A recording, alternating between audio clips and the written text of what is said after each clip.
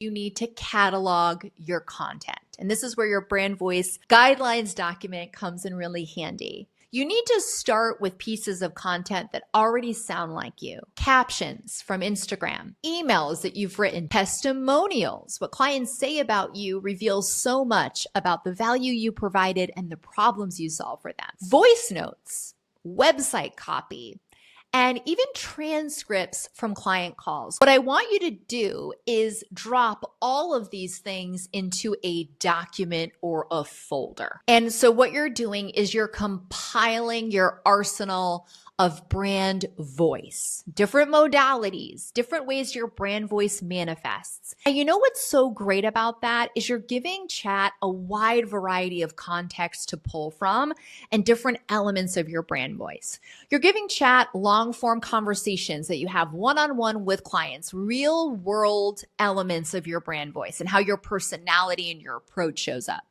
But you're also giving it smaller bits and windows into how you show up and communicate.